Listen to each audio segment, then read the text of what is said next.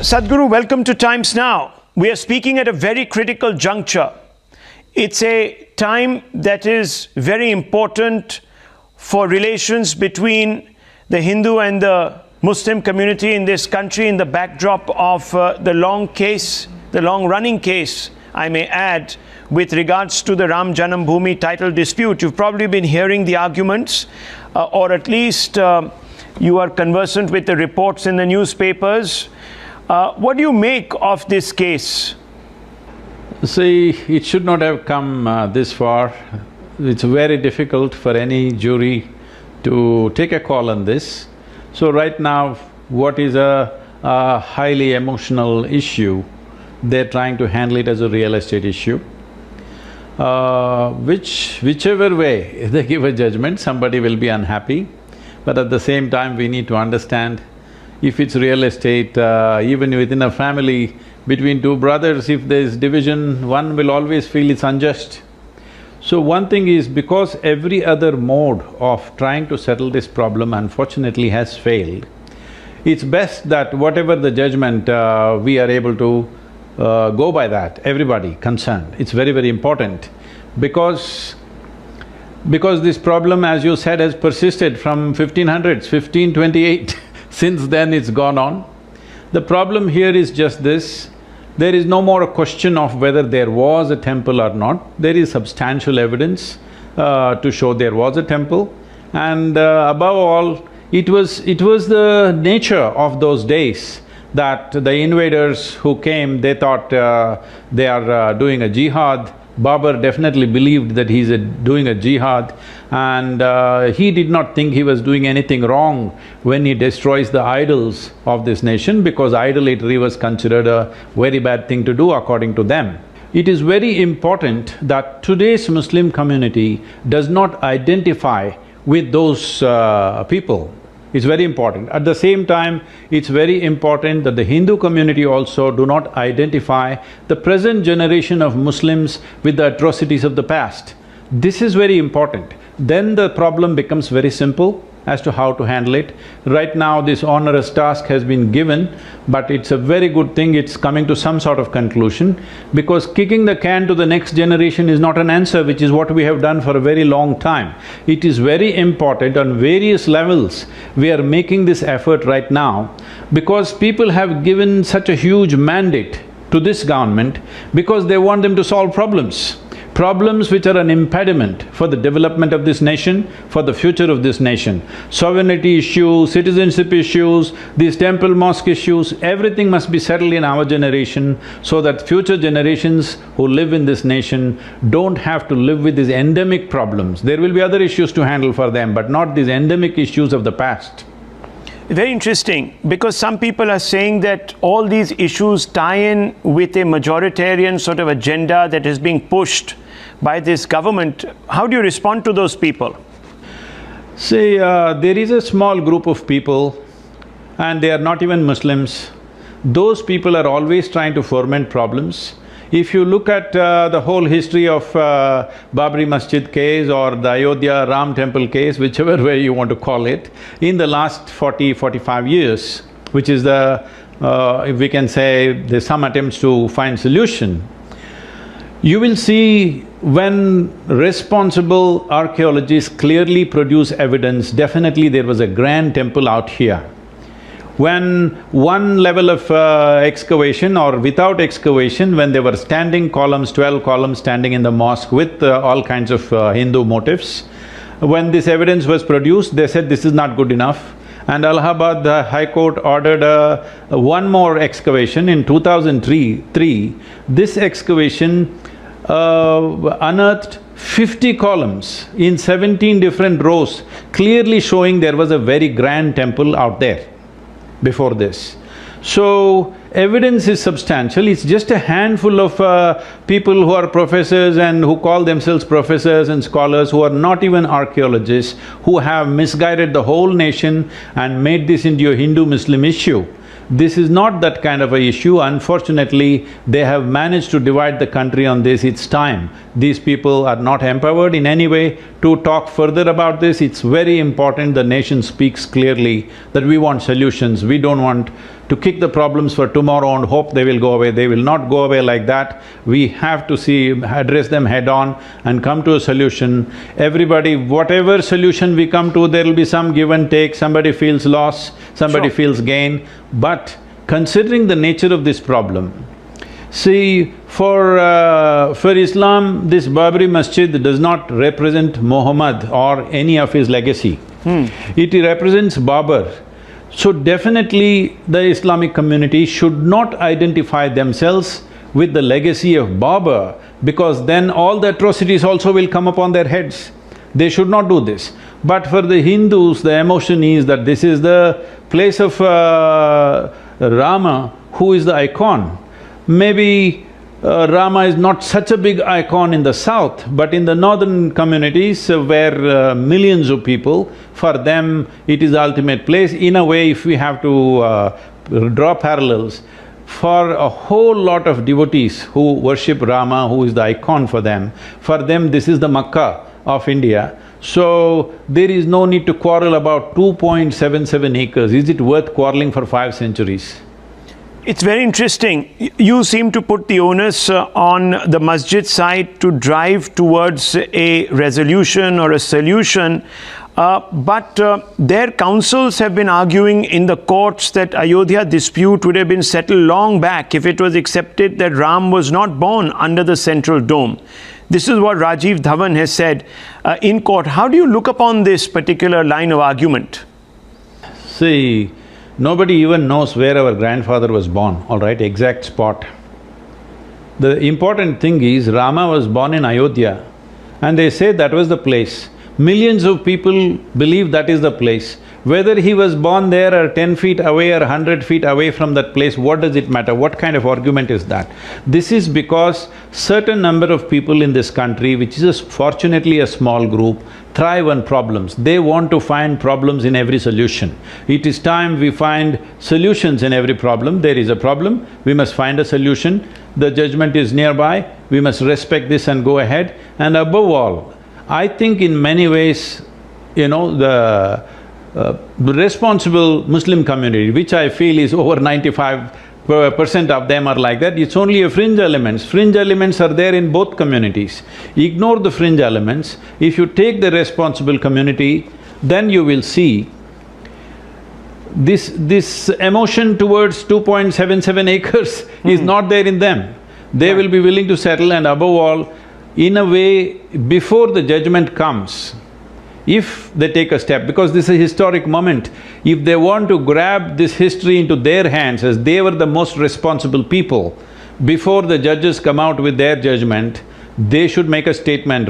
Muslims of this nation make a statement, okay, it means so much to you, you do it. The question is not about Hindu versus Muslim. The question is, for one person the emotion is super important, for another person it's just a piece of property. So tell me where the solution should come from, otherwise the judgment will come, and even if the judgment comes, we can continue this problem. All I'm saying is, do not continue this problem. Let us focus on addressing genuine problems that we have. We don't have to create new problems. India has many problems of nourishment, of poverty, of various problems are there. Instead of addressing that, we are just creating problems and playing football with that. It's very interesting because some people argue that the exact site of birth is at the core of this case. Now, you've said that we all know that he was born in Ayodhya, so what difference does it make whether he was born under the central dome or not? But the courts go into such minutiae, Sadhguru, because law cannot take a position on emotion. That's what the purists will tell you. That's what people familiar with the law will tell you. What do you have to say to those people who say that, look, no one denies that Lord Rama was born in Ayodhya. The dispute would have been settled had the Hindus accepted that he wasn't born under the central dome, in that exact spot. See, if the debate And the problem was that both Ram and Muhammad were born close by, within 100 feet of each other, and then we are debating whether this is Muhammad's place of birth or Ram's place of birth. That would have been a real problem.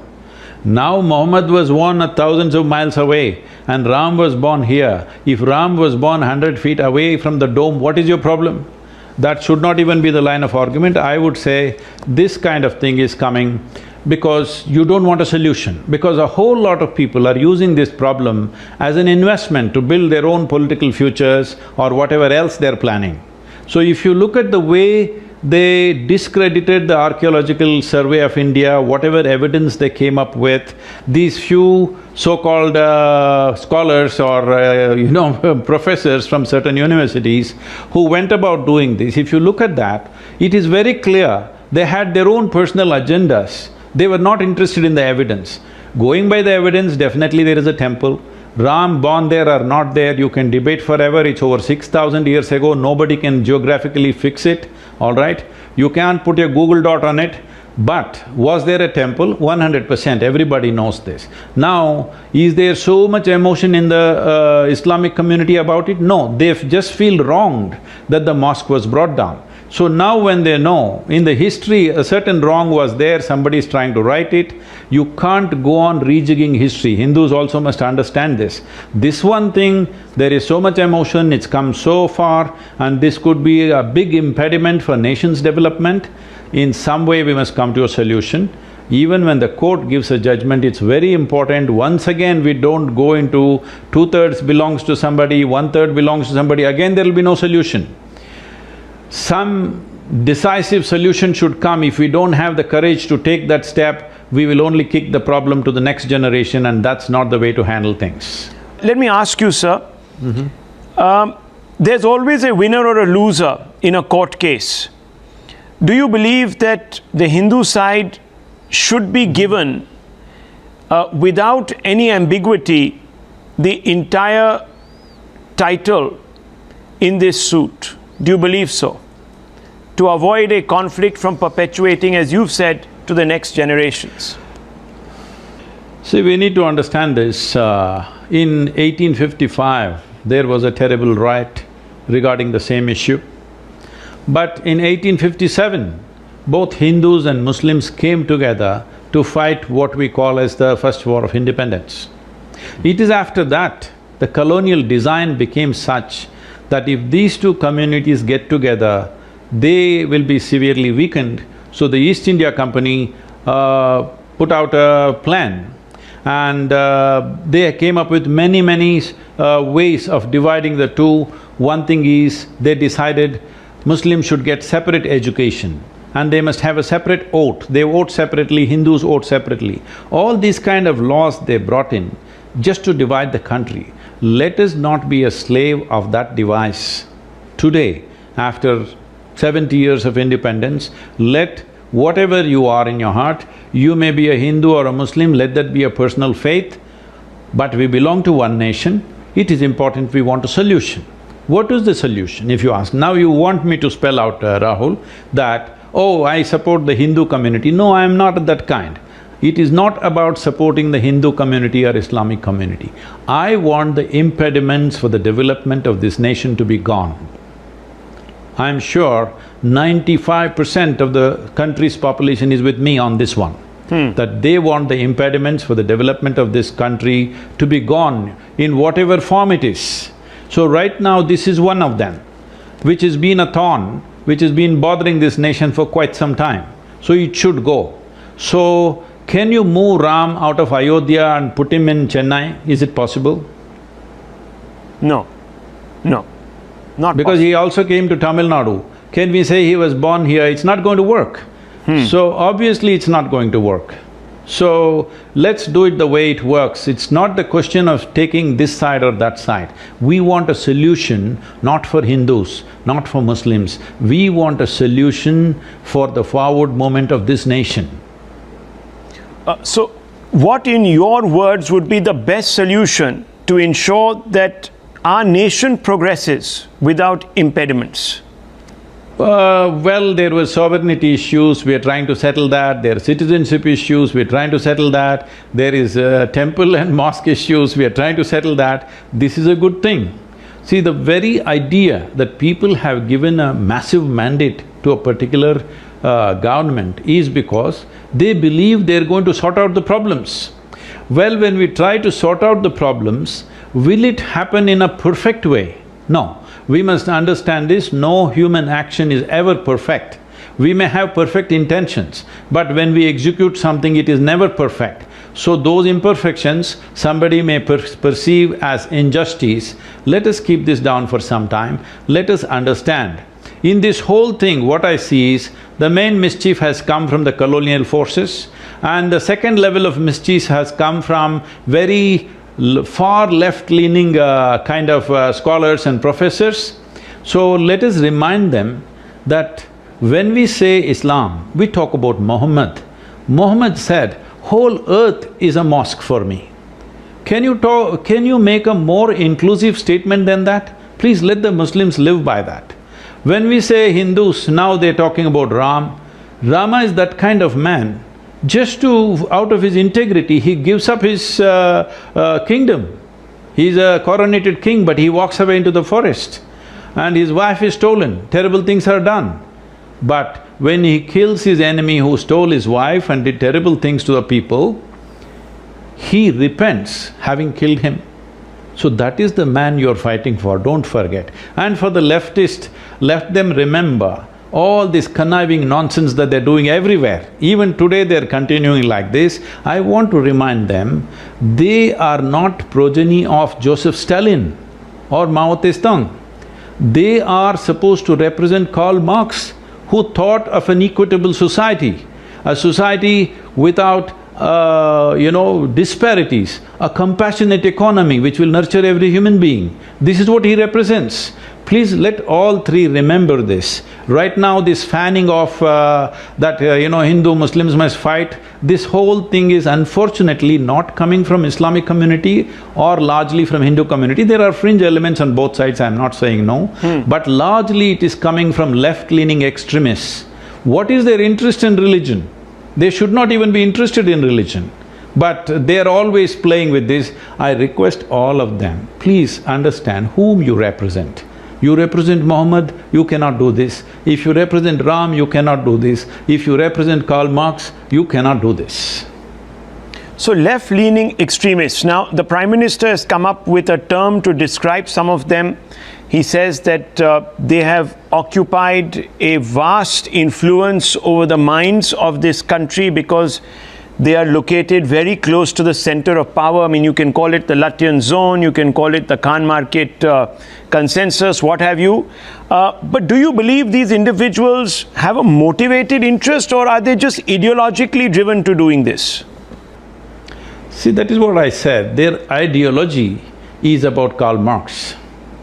They are motivated because, unfortunately, they have understood this. When Marx envisioned communism, he thought richest nations will go for communism because he believed out of our humanity we will become communist.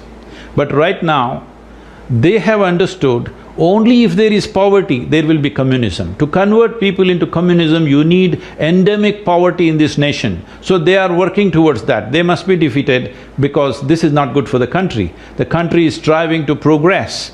People are striving to fulfill their aspirations, and some people, their aspiration is based in poverty as a capital. Very interesting, very eye-opening and interesting.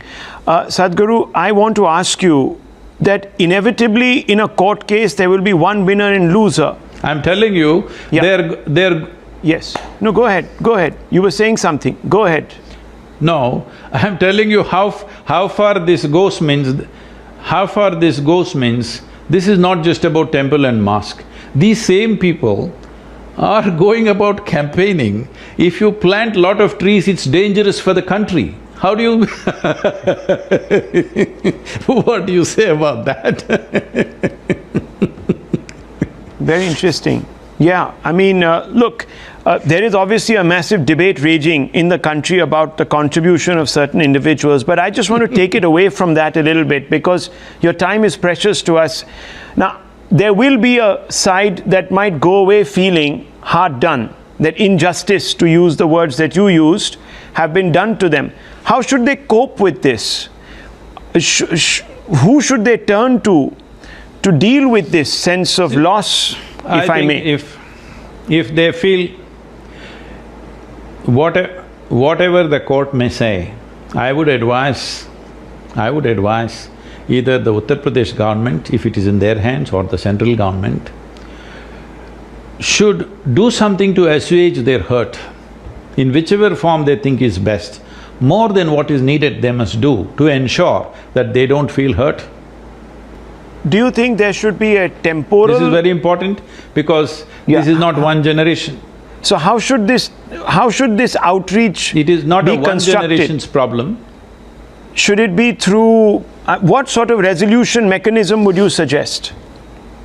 See, one thing is, I am not an expert or a scholar on Islam, but from what little I have known, one thing that clearly states that a mosque cannot exist on a disputed land.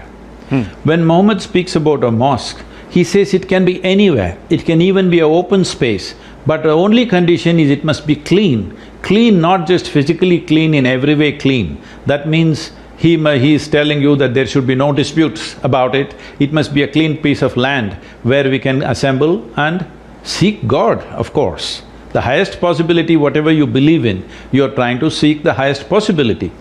So, in such a place, let us not… when there is such a big dispute and such negative emotion about it, and somebody has so much angst that their temple has been taken, I think even by the dictates of the religion, there is simply not necessary. Somebody should educate them in the right sense, rather than raking up and saying that injustice has happened. Tell me how to do justice, divide it 50-50. This is like the Solomon's wisdom, you know. He asked the people, two women claiming a child is theirs, he said, okay, let us cut it into two. Yes. Then the mother said, you take it. I'm not going to cut my child into two. So, don't go by this thing, this Solomon's wisdom. We must understand cutting it into pieces is not a solution. We must offer a solution which will be good for everybody, but there will be hurt, as you said, to assuage that. If the court may just go by the law, they may not bother to assuage the hurt. The government should reach out and assuage the hurt, it's very important.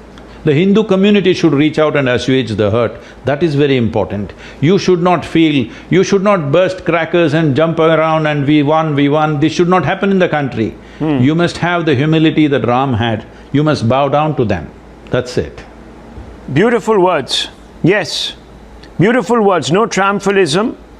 Let's demonstrate the humility that Ram demonstrated even in victory. Thank you very much, Sadhguru. Thank you. It's been a very productive conversation and I hope your message resounds.